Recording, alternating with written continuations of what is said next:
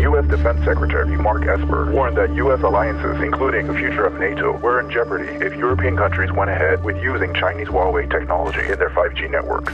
The company is deeply tied not only to China, but to the Chinese Communist Party. We have shipped more than 600,000 5G AAUs over 91 commercial 5G contracts. Where the reality we face as a nation is of ever-increasing cyber warfare and seemingly ceaseless variations of intense, perhaps even weaponized economic competition. In June 2019, Keith Krach, former CEO of DocuSign, was unanimously confirmed by the Senate to run U.S. economic diplomacy as Undersecretary of State. This Ohio boy, who began his journey welding parts and later had the good fortune of welding together billion-dollar companies, has had the blessing of a true all-American dream. The Silicon Valley billionaire would take on the Chinese Communist Party, and one of its urgent missions was to defeat their master plan for controlling the future of 5G communications. The laws of the jungle have changed. Speed now is the #1 currency. Every element of our national strength must be brought to bear on this task. Our ideals, our entrepreneurial drive, our industrious spirit, and our insistence on fair play. Failure's not an option.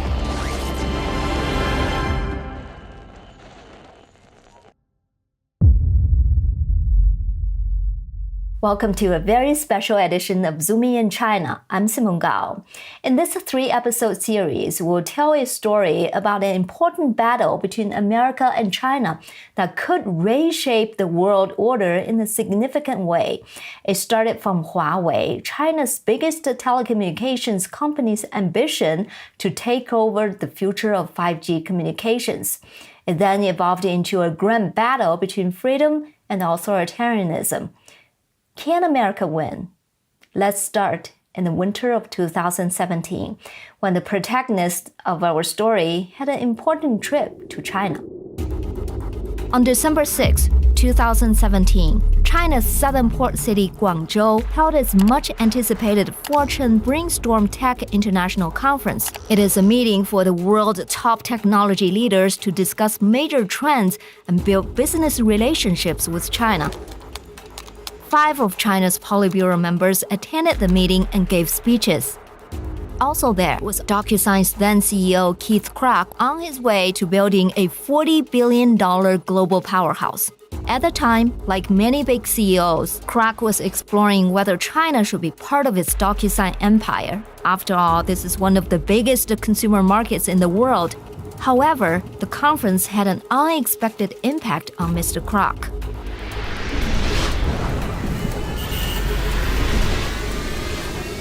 Well, I first went to China in 1981, and I went there many times on business over the years. I always deeply admired the Chinese culture and the history, but it soon became apparent that this time it was different.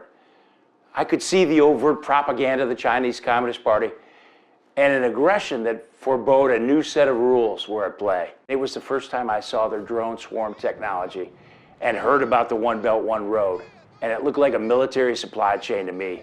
The guys with the best technology win the war. These guys were catching up. And if the CCP has malign intentions, then the US and our allies were going to be caught flat-footed. I was thinking, I wonder what the folks in Washington think about this. And who's leading the government's technology strategy? Mr. Krach returned home without forming a joint venture in China. Instead, he felt he needed to share firsthand with the officials in Washington, D.C. what he had seen and to see if the U.S. and its allies had a plan. He flew the following week to D.C. and, never being involved in politics, visited his only acquaintance in town, Vice President Mike Pence, when Mr. Krach was chairman of Purdue University. I knew no one except for VP Pence because I hired I knew him when he was the governor of Indiana. And I hired the governor of Indiana to be the president of Purdue, Mitch Daniels. He was former director of OMB. I went out to Washington. I just wanted to see if they knew what was going on. And I told him what I saw. And he goes, have you ever thought about serving your country? And my response was, that's a dream I never knew I had. He goes, can you move? I go, I can move anywhere in the world. Mr. Krach grew up in a small town in Ohio. His father was a German immigrant who owned a small business. I was working in my dad's 5-person machine shop. Actually, the first job was cleaning the sinks, cleaning the toilets. Then I worked up to being a welder, and then I worked up to working on the machines. The big customers were the automotive companies, and when their business went down, ours just went absolutely flat. And I remember a year where it was just my dad and me, we were the only employees. And to watch how tough that is, but also to watch his resiliency in terms of that. His father dreamed that he would get some college knowledge and return as an engineer to help him grow the machine shop into a big company of 10 employees. While Krach did become an engineer, he never went back to work with his dad in Ohio. He went to work for the biggest company in the world at that time, General Motors, which his father has taken to calling Generous Motors after they gave Krach a full-ride scholarship to Purdue University and Harvard Business School. Upon graduation, Krach went to GM where they put him on the executive fast track, but Krach eventually left GM for Silicon Valley and embarked on a journey to build massive corporations one after another. This is such an incredible journey that you went through. At age 26, you became the youngest VP in General Motors history, co-founded GMF Robotics to become the world's biggest industrial robot manufacturer. Then you left GM to help run a Silicon Valley startup and later sold it for $500 million. Then joined Benchmark Capital to found the first B2B e-commerce company, Ariba, and grew it to $40 billion. And before you became Undersecretary of State, spent 10 years growing DocuSign into a $40 billion powerhouse. So for most of us, if you land a job as VP of GM at age of 26, you are set. Why leave and start over and over again in Silicon Valley? Well, Simone, my friends thought I was crazy leaving Mother General Motors back then. And you can imagine what a dream come true it was. Something happened while I was running that robotics unit, making all those trips out to Silicon Valley. In my eyes, Silicon Valley was the West Point of capitalism. And the objective of the game was to reinvent everything, innovate at scale. It was also a land where failure is recognized as the best teacher. And I had tasted failure right out of the gate. And that scary failure taught me a tremendous lesson about the importance of values like integrity and trust. I learned not to be afraid to jump in water over my head. And even though it's scary, it's also an adrenaline rush. And after a while, it becomes fun. And it's even becomes addicting. And when you become addicted to it, you just have to disrupt and challenge the status quo wherever you are, whatever you're doing. And I don't know, maybe that's the first step to becoming a transformational leader. In 2019, the nation's capital did need the disruptors. He was sent over to the State Department and later nominated to run economic diplomacy for the United States as the Undersecretary of State. He knew his focus would be China. I fully appreciate the enormity and gravity of this role, especially in a time where the reality we face as a nation is of ever-increasing cyber warfare and seemingly ceaseless variations of intense, perhaps even weaponized economic competition. Our rivals are playing the long game, and they're playing for keeps. A four-dimensional game of economic, military, diplomatic, and cultural chess with little respect for human rights, intellectual property, international law, transparency, the environment, or sovereignty of nations. In order to prevail, we must play the game better and take economic statecraft to the next level. There is no substitute for American diplomacy. To Krach, the battle to gain economic fairness is also personal. Growing up in Ohio, I was brought up with good old-fashioned Midwestern values. If you were honest and you worked hard enough, any dream you had could come true. And my childhood experience in a machine shop gave me a love for manufacturing. And my dad would always explain how vital small companies like his were to American industry because they were the heart and soul of the U.S. economic engine. My dad taught me that the key to America's manufacturing prowess was fair competition in the marketplace. That drives productivity, which increases the standard of living. He would always say, this is the beauty of free enterprise. Over the years, it was painful for me to watch the devastation of the manufacturing business in the Midwest. Then I could see China Inc.'s weapons of mass production using state subsidies, currency manipulation, all kinds of things that systematically targeted one industry after another. When you've got to do that joint venture in China to have access to the big market, coercive forced tech transfer just happens. And when you build a plant, that means not only handing over the blueprints, but also the process engineering know-how as you train their workforce. I believe in the beauty of the free market system, but when somebody comes in the market and doesn't play fairly by the rules, then the market is no longer free. The rise of Huawei was the fulfillment of decades of careful planning. Supported by the CCP, Huawei benefited from state protection against foreign competitors, billions in funding from the Chinese government, as well as forced technology transfers and well-documented instances of outright technology theft. Huawei leadership and the CCP spent years maneuvering the company into this position. Huawei was founded in 1987 by Ren Zhengfei, a veteran of the People's Liberation Army's Engineering Corps. Many of the company's crucial first contracts were with the Chinese army. As Huawei grew, it benefited from both state support and forced technology transfers from foreign companies. And several cases of technology theft also drove the company's rise, including the well-documented theft of router software from Cisco. Washington officials from both parties feared that Beijing could control and even deny the US and its allies access to the 5G networks that make global commerce and the projection of military power possible. By early 2020, the world was convinced it was too late to prevent 5G vendors sponsored by the Chinese Communist Party from dominating the next generation of global telecommunications.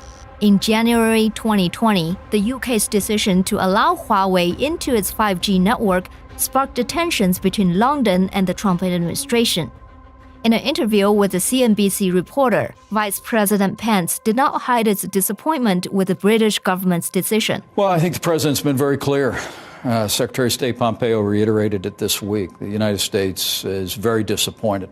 We just don't believe that utilizing the assets, the technology of Huawei is consistent with the security or privacy interests of the UK, of the United States. It remains a real issue between our two countries.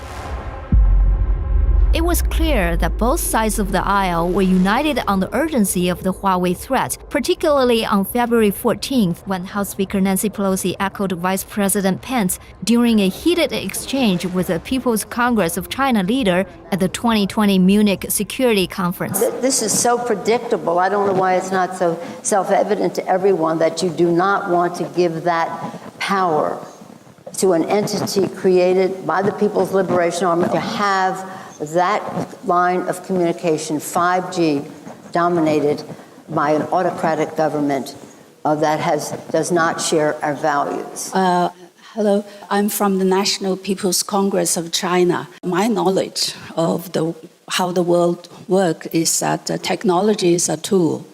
And China, since its reform started 40 years ago, have introduced all kinds of Western technologies. Microsoft, IBM, Amazon, they are all active in China. All the technologies came from Western countries, from the developed world. China has maintained its political system. The system led by the Communist Party has become successful. It's not threatened by the technologies.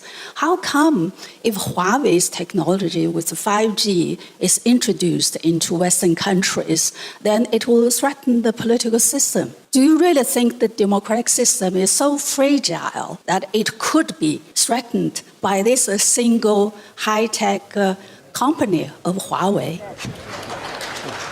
Let me just say to you that are applauding back there that Huawei was created by reverse technology of American initiatives. That was one of the main ways that they got started. We know the capability that Huawei has. We do not want to emulate the Chinese system.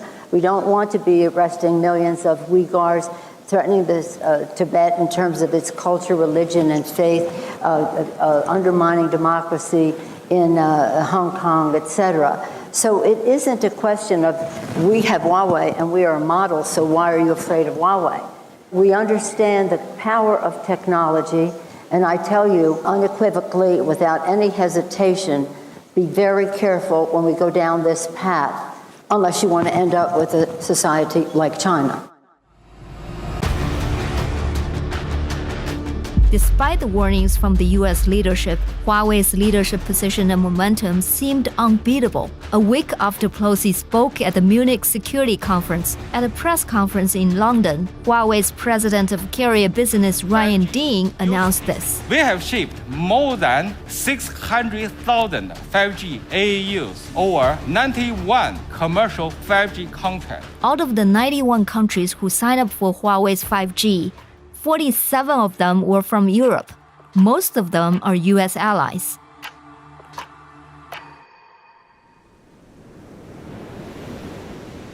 They have been talking about this threat of Huawei for a long time. Why didn't it work? Why didn't the allies listen to them? You know, it was interesting because I remember when I first came into government, you know, just a little over a year and a half ago. And they said, hey, you got to go over to the Italian embassy, your counterparts there, the economic minister, and we want you to have a pull aside and have the 5G talk with them. I go, well, what's the 5G talk? And they said, well, tell them don't buy Huawei. I go, well, that's the stupidest thing I ever heard. I go, where I come from in Silicon Valley, you don't even mention your competitor's name. You know, somebody says, don't buy that. You go to your chief of staff. Hey, check out Huawei. It must be pretty good. So we based it on internationally, you know, accepted trust standards. That was really the key point. And I think up to this point, the Americans were going over and banging on the tables and saying, don't buy Huawei. Nobody likes to be told what to do. Upon realizing America's prior 5G diplomacy was flawed, Keith Krach did something that was unprecedented in Washington, D.C. What we said is, well, let's just treat all these countries and all these telcos as customers. And the customer's always right. In order to serve the customers better, Keith insisted that his team first go on a listening tour, conducting dozens of bilateral meetings with international counterparts. When the discussion turned to China, ministers repeatedly affirmed one thing. Foreign ministers, economic ministers, finance ministers, their deputies, more than 60 bilateral meetings with my foreign counterparts. And it seemed like almost all the countries were terrified of China. Nobody even wanted to use the words China or Huawei. The big aha came when I asked about their relationship with China. And they'd say, well, they're an important trading partner for sure. But then they'd lean in and they go, but we don't trust them. This happened over and over again. That's when I told the team, we're gonna make our strategic positioning all about trust. Nobody trusts these guys. All I know is that trust is the most important word in any language. Trust is the basis of every relationship, business, personal, or otherwise. And, you know, if you ask me to sum up DocuSign in one word, it's trust. Krach's pattern recognition told him it all boiled down to trust. Despite seeming unstoppable, he understood Huawei was vulnerable because nobody trusts them. Krach had a proven track record of transforming industries by constructing global networks at massive scale. He had used the same playbook for the past 40 years, disrupting high-tech markets. It was one of his most strategic assets. Before, he deployed it to create category kings. This time, he wields it to defend home. What we've done at all the companies is what we affectionately call the playbook. And that's the vision, the mission, the values, the team rules, the long-term goals, the strategy, and the execution, like upside-down triangle, because you can have the greatest strategy in the world, but if you can't execute, you're going to fail every time. And if you have maybe a pretty good strategy, but you cannot execute, you're going to win every time. In order to accomplish the playbook's three fundamental objectives, the strategic imperative was defeat the CCP's master plan to dominate 5G, deliver an enduring model for competing with China Inc. for all sectors, use 5G as a beachhead to build an alliance of democracies and companies. It brought over from Silicon Valley 12 private sector. And if there's anything that we knew, is that everybody wants to go with the leader and you want to buy from the leader. And in a rapidly changing market, leadership is not defined by size, it's defined by momentum. So the objective of the game was to take away the momentum from Huawei. And in order to do that, we needed an opening salvo to get them backpedaling because they were being proactive and the rest of the world was being reactive. And so that opening salvo was what the press later called the 5G trifecta.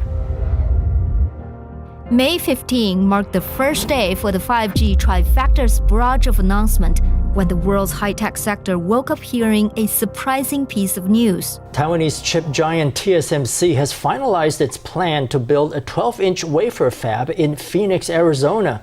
The project was approved at a board of directors meeting on Tuesday. TSMC's decision to construct its $12 billion state-of-the-art 5-nanometer semiconductor manufacturing plant represents the biggest onshoring in United States history. TSMC will create 1,600 high-tech jobs and is expected to bring its ecosystem of suppliers. They, for sure, are the most important foreign company to United States national security. They might even be the most important. I mean, you got defense companies, but they are critical. They're head and shoulders above everybody else in terms of fabricating the world's most sophisticated semiconductors, which are the basis for everything from 5G to AI, everything.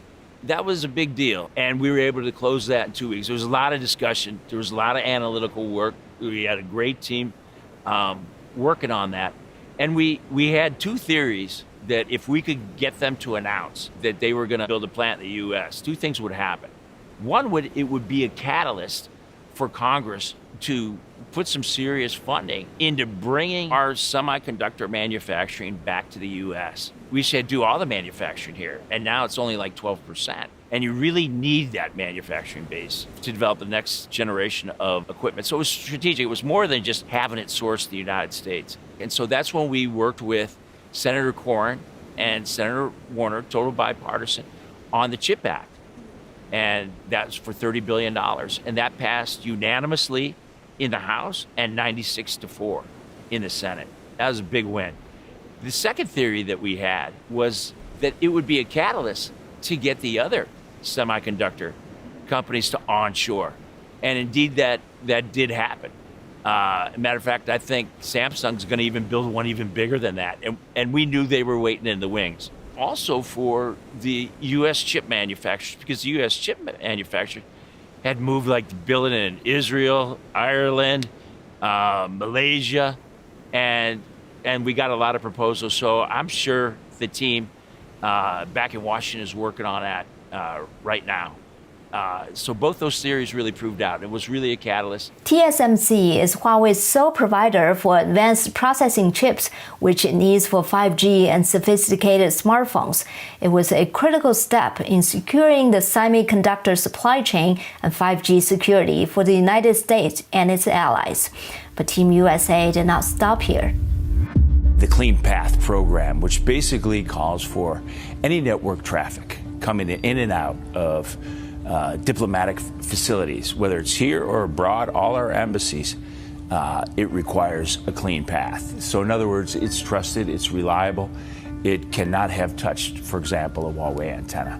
This is the second strike of the 5G trifecta. It marked the beginning of the Clean Path rollout beyond just the State Department. The announcement encouraged all like-minded countries and companies to join the U.S. in requiring a 5G clean path for their facilities. The genius behind the clean path strategy was raising the cost for the telco operators who were contemplating Huawei 5G. Let's say you're a telco operator and you have Huawei. It means you got to put a Ericsson or Nokia or Samsung antenna right next to it. You, in essence, got to double your cost. And so that was raising the cost for the telco operators. You know, if we could have done it for all United States, we would have, but we could only start with what we could control, and that was United States State Department. Now I think you'll see it roll out with all the different U.S. agencies. We got some countries to come on board as well. So it's getting up to a critical mass of network traffic.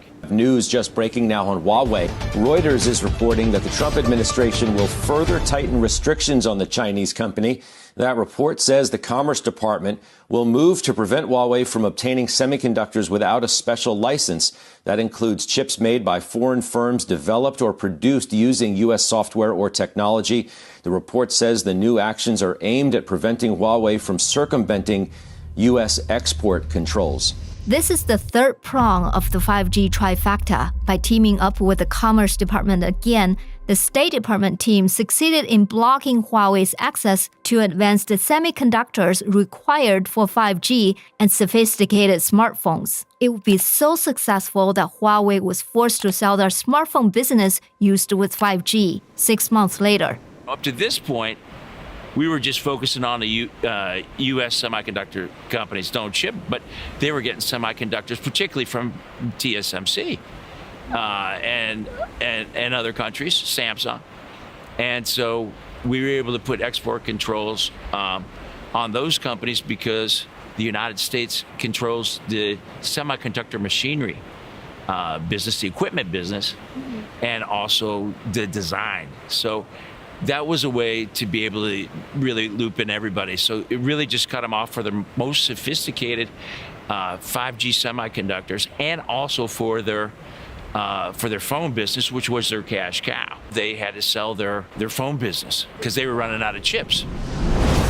After the initial barrage of the 5G trifecta, Keith Krach and his team initiated a global campaign to build a new alliance of democracies. The laws of the jungle have changed. It is about speed. Speed now is the #1 currency in business today, and you need momentum for that digital transformation. And the big, they no longer eat the small. The quick eat the slow. The future of your company depends on it. It depends on action now, not 1 year from now. And success needs no explanation. Failure needs no alibi. Failure's not an option. It's go time.